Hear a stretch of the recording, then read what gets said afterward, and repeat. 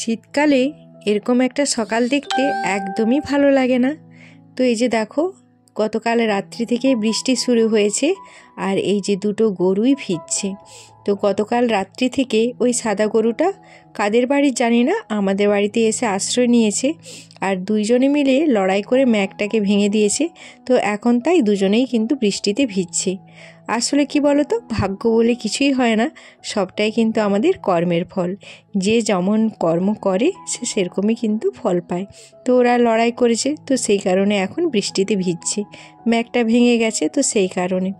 তো ওইদিকে মুরগিগুলোকে একটু খাবার দিয়ে তো তোমাদের সাথে একটু ফুলের বাগানটাকে শেয়ার করছি। তো ফুলের বাগান তো নয়, যাই হোক কিছু কম বেশি ফুল গাছ লাগানো আছে, তো সেগুলোই তোমাদের সাথে শেয়ার করলাম।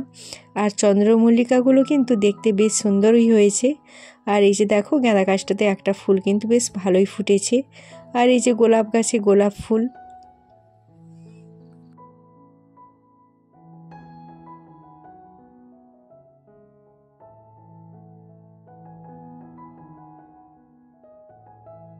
আর আমি যে গাছগুলো নিয়ে এসেছিলাম সেগুলো এইগুলো। তো দেখো, মুরগি তো অর্ধেক খেয়ে নিয়েছে আর তারপর ল্যাদা পোকাতে সমস্ত পাতাগুলোকে কেটে দিচ্ছে। তো তোমাদের দাদাভাইকে বললাম যে একটু ওষুধ দিতে, তো ওরও আর সময় হচ্ছে না আর ওষুধও দেওয়া হচ্ছে না। তবে এই চন্দ্রমল্লিকাটাও দেখতে বেশ ভালো, কালারটাও বেশ সুন্দর হয়েছে, তাই না? শীতকালে এমন একটা ওয়েদারে কাজ করতে তো একদমই ভালো লাগে না। এখন মনে হয় গুড়িসুড়ি মেরে একটা লেপ কম্বলের মধ্যে বসে থাকি বা শুয়ে থাকি আর ভালো ভালো খাবার খাই, কিন্তু সেটা তো আর হচ্ছে না।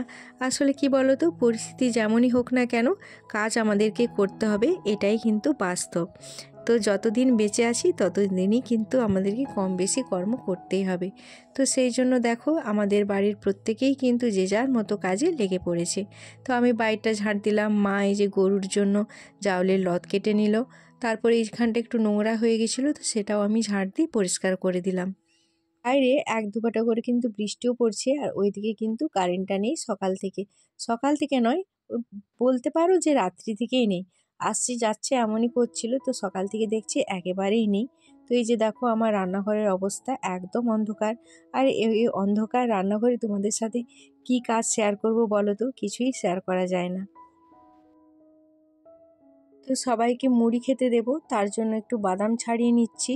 তো আজকে বাদাম ভাজা আর জিরা আর পেঁয়াজ ভাজা করে মুড়ি খাওয়া হবে, তো সেই জন্য কয়েকটা বাদাম ছাড়িয়ে নিচ্ছি। আর বাদামগুলো অনেক দিন থেকে কিনে আনা হয়েছে, কিন্তু ওই ছাড়ানোর অভাবেই কিন্তু আর খাওয়া হচ্ছে না। তো না ছাড়ালেও কী হবে বলো তো, বাদামগুলো নষ্ট হয়ে যাবে। তো সেই কারণেই কিন্তু বাদামগুলোকে ছাড়িয়ে আর ভেজে নিলাম। তো এই কটা বাদাম ছাড়াতেই মনে হয় আমার প্রায় 1 ঘন্টা লেগে গিয়েছিল। তো এই যে দেখো, এখন মুড়ি আর জিরা পেঁয়াজ তেল সমস্ত করে ভেজে মুড়িতে দিয়ে দিয়েছি। তো চলো বন্ধুরা, আজকে কিন্তু তোমাদের সাথে নিজের পরিচয়টুকু দেওয়া হয়নি। তো নমস্কার বন্ধুরা, শুভ সকাল। কেমন আছো তোমরা সবাই? আশা করছি তোমরা প্রত্যেকেই খুব ভালো আছো আর সুস্থ আছো। আমিও বেশ ভালো আছি আর সুস্থ আছি। আমি বনশ্রী, আমার এই ছোট্ট পরিবারে তোমাদের সবাইকে সাথে নিয়ে আজকের দিনটি শুরু করছি। আশা করছি অন্যান্য দিনের মতো আজকের দিনটিও তোমাদের খুব ভালো লাগবে। এখানে দেখো, একটা নাকছাবিটা বের করে নিয়েছি। তো এটা আমার বাড়িতেই ছিল, আমার বিয়েতে পড়েছিল, তো ওটাই এখন আমি পরে নেব। দুদিন ধরে নাকটা খালি ছিল আর দেখতেও বেশ খারাপ লাগছিল।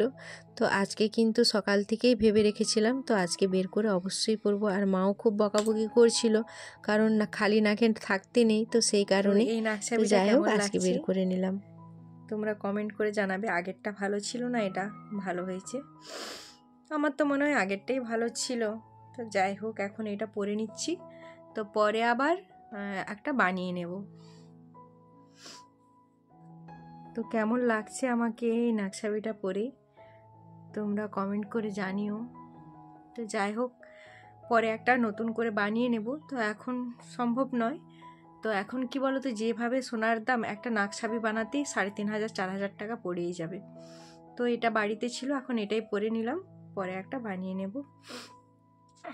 তো দেখো, স্নান করে তো চলে এসেছি আর চুলটা না ভিজে গেছে, ওই যে বাইটাই ঝাড় দিচ্ছিলাম, তো বৃষ্টি তো টিপটিপ করে পড়ছে, তো চুলটা ভিজে গেছে বলে ভাবলাম যে একটু ছেড়ে রাখি, কারণ এই ভেজা চুল যদি রেখে দিই তাহলে কিন্তু ঠান্ডা লেগে যাবে। তো সেই জন্য চুলটাকে একটু ছেড়ে দিলাম। তো রান্না করার সময় গুটিয়ে নেব। আর এখনও খাওয়া দাওয়া হয়নি, তো মুড়ি খাবো, বাদাম ভাজা আর জিরা পেঁয়াজ তো ভেজে রেখেছি, তো খাওয়া দাওয়া করব। তো চলো আমার সাথে থাকো আর ব্লগটা কন্টিনিউ দেখতে থাকো। আশা করি আজকের ব্লগটিও তোমাদের অন্যান্য দিনের মতোই ভালো লাগবে। তো চলো সাথে থাকো। এখন বাজে প্রায় 11টা মতো হয়ে গেছে, এখনও রান্না বসাইনি, তো অনেকটাই দেরি হয়ে গেছে। আর আজকে তো মেঘলা ওয়েদার, ওই জন্য কিছু করতেও ইচ্ছা করছে না। তো যাই হোক, চলো সাথে থাকো। ভাতটা তো করে নিয়েছি, আর কারেন্ট নেই তোমাদের তো বললাম, তো এই সময় একটু এসেছে, তো সেই জন্য একটু ক্যামেরাটাকে অন করলাম। আর কারেন্ট চলে গেলে আবার আমি ক্যামেরা অফ করে দেবো, কারণ কারেন্ট না থাকলে আমার রান্নাঘরে কিছুই দেখা যায় না। তো যাই হোক, দেখো অফ ক্যামেরাতে তো আমি রান্নাটা সেরে নিয়েছি। তো আজকে রান্না করেছিলাম বেগুন ভাজা, তার সাথে একটু গেঁড়ি আলু কুঁদরি দিয়ে একটু ঝাল ঝাল করে ঝাল রান্না করেছিলাম, আর তার সাথে পাতলা করে মুসুরির ডাল, টমেটো আর ধনেপাতা দিয়ে। তো এই ছিল আমাদের দুপুরের মেনু। আর এখন দেখো তোমাদের দাদাভাই চলে এসেছি, তো ওকে খেতে দিয়ে দিচ্ছি। আর মা, বাবু আর আমি কিন্তু আমরা অনেক আগেই খেয়ে নিয়েছিলাম, কারণ কি বলো তো, বৃষ্টি পড়ছিল, ভালো লাগছিল না, তোমাদের দাদাভাই মাঠে ছিল, তো সেই কারণে আমরা খেয়ে নিয়েছিলাম। তো আস্তে ওকে খেতে দিলাম। আর এখন দেখো বিকেল হয়ে গেছে, আর বিকেলের ওয়েদারটা কেমন ধোঁয়া ধোঁয়া লাগছে, চারধারটা কেমন ধোঁয়ায় ভর্তি হয়ে গেছে, মানে কুয়াশাতে ধোঁয়া ধোঁয়া লাগছে। আর এখন সন্ধেবেলায় তো তোমাদের দাদাভাই একটু চা বানাচ্ছে, তো লিকার চা। তো আমাদের চা খাওয়া দেখে বাবুর বায়না যে ও চা খাবে, তো ও আবার লিকার চা খাবে না, ও খাবে দুধ চা। তো আমাদের চা বানিয়ে আবার তোমাদের দাদাভাই বাবুকে বানিয়ে দিল দুধ চা। আর যে সকল বন্ধুরা এখনও পর্যন্ত আমার সাথে আছো আর আমার ব্লগটি দেখছো, তাদের জন্য রইল অনেক অনেক ভালোবাসা। আর যারা আমার প্রতিদিনের ব্লগ দেখো আর সুন্দর সুন্দর কমেন্ট করো, তো তাদের জন্যও রইল অনেক ভালোবাসা। আর যে সকল বন্ধুরা আজ প্রথম আমার ব্লগ দেখছো, তো আমার ব্লগ যদি তোমাদের ভালো লেগে থাকে, তাহলে তোমাদের কাছে একটি অনুরোধ, আমার চ্যানেলটিকে সাবস্ক্রাইব করে আমার পাশে থেকে যেও। তো এদিকে দেখো তোমাদের দাদাভাই গতকাল কয়েকটা ভুসিমাল বাজার নিয়ে এসেছিল, তবে কয়েকটা নয়, পুরো এটা আমাদের সপ্তাহের বাজার। তো এক সপ্তাহে আমাদের কি কি বাজার লাগে আর কত টাকার মধ্যে আমাদের বাজার করি, তো সেটাই আজকে তোমাদের সাথে শেয়ার করব। তো চলো ব্লগটা তোমরা দেখতে থাকো। তো আর বেশিক্ষণ নেই, একটুখানি আছে, তো সেই জন্য বলবো একটুখানি আর সাথে থেকে যেও। মাত্র 1000 টাকায় আমি কিভাবে আমার পুরো সপ্তাহের খরচ চালাই, তো সেটাই তোমাদের সাথে শেয়ার করব। কারণ এখনকার দিনে 1000 টাকার কোনো মূল্যই নেই, তো ওটাকে মাত্রই বলা যায়। তো অনেকে হয়তো ভাববে যে 1000 টাকা মাত্র, কিন্তু হ্যাঁ, এখন যে জিনিসপত্রের দাম বেড়েছে, তাতে করে কিন্তু 1000 টাকা কিছুই নয়। তো 1000 টাকার মধ্যে আমার সারা সপ্তাহের বাজার কিভাবে করি, সেটাই তোমাদের সাথে শেয়ার করব।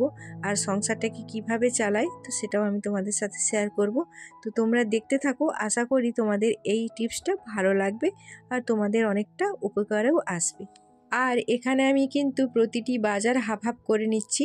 তো কিছুটা আমি এখানে রাখবো, আর কিছুটা আমি আমার যেইভাবে রাখি বালতির মধ্যে, যেটা আমার লক্ষ্মী ভাণ্ডার আছে, তো ওইখানেই রেখে দেব। আর বাকিটা আমি এখানে রেখে দিলাম। তো দুভাগে ভাগ করে নিয়েছি। তো এইভাবে রাখলে কি হয় বলো তো, যে কোনো মশলাপাতি এইভাবে যদি রাখা হয়, তাতে কিন্তু অনেকটাই সাশ্রয়ী হয় সংসারের। তো এটা আমার শাশুড়ি মায়ের কাছ থেকে শেখা। তো সেটা কিন্তু শাশুড়ি মা যেভাবে শিখিয়েছেন, তো সেইভাবেই কিন্তু আমিও করি।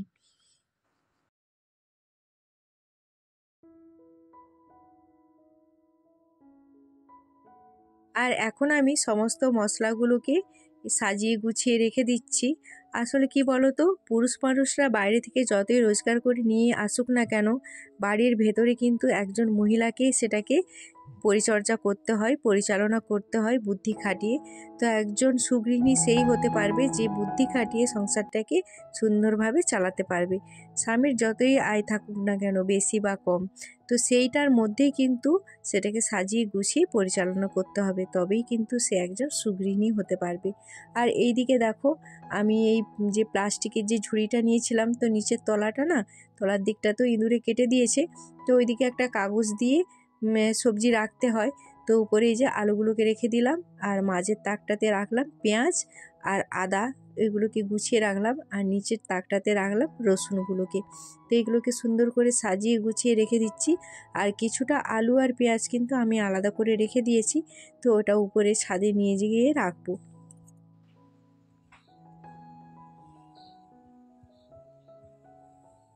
তো এই যে দেখো বন্ধুরা, আমার সপ্তাহের যে বাজার তোলা হয়েছে, তো সেই বাজারের হিসাবটা কিন্তু আমার আছে। মাছ, মাংস, কাঁচা সবজি থেকে একদম তেল মশলা সমস্তটাই। তো আলু 3 কেজি ছিল, পেঁয়াজ ছিল 1 কেজি, মুসুর ডাল ছিল 500, মুগ ডাল 250, লঙ্কা গুঁড়ি 50, হলুদ গুঁড়ি 50, লবণ 1 কেজি, চা 100 গ্রাম, বাসন মাজা সাবান একটা, তারপর নিরমা 1 প্যাকেট, সয়াবিন 2 প্যাকেট, সরষার তেল ছিল আমার 550 ছিল, আর রিফাইন ছিল 1 কেজি, না সরি ভুল বললাম, সরষার তেল ছিল 250 আর রিফাইন ছিল 1 কেজি, আর ছিল আটা 1 কেজি। এগুলো ছিল তেল মশলা মানে মুদিখানার বাজার। তার সাথে ছিল সবজি 100 টাকার, সপ্তাহে সবজি লাগে, আর মাছ লাগে 500 মাছ লাগে, তো 500 মাছ 100 টাকা, আর মাংস 500, ওই 120 টাকা মতো। তো সব মিলিয়ে, সব কিছু মিলিয়ে 1000 টাকা। তো 1000 টাকার মধ্যে কিন্তু সারা সপ্তাহ আমাদের সুন্দরভাবে চলে যায় 4 জনের, আমি, মা, তোমাদের দাদাভাই, বাবু, 4 জনের কিন্তু সুন্দরভাবেই চলে যায়। তো এইভাবে যদি আমরা একটা হিসাব করে চালাই না, এতে কিন্তু অনেকটাই সাশ্রয় হয়। তবে এই 1000 টাকার মধ্যে কিছু এই যে মশলা, মুদিখানার মশলা কিছুটা হয়তো বেঁচে যেতেও পারে। তো যাই হোক, এইভাবেই কিন্তু আমরা চালাই, আর এইভাবে কিন্তু অনেকটা সাশ্রয় হয়। তো রাতের খাওয়া দাওয়া সেরে এখন চলে এসেছি রাতে ঘুমোতে। তো চলো বন্ধুরা, আজকের ব্লগটা এখানেই শেষ করছি। সবাই ভালো থেকো, সুস্থ থেকো, tata, bye bye, good night.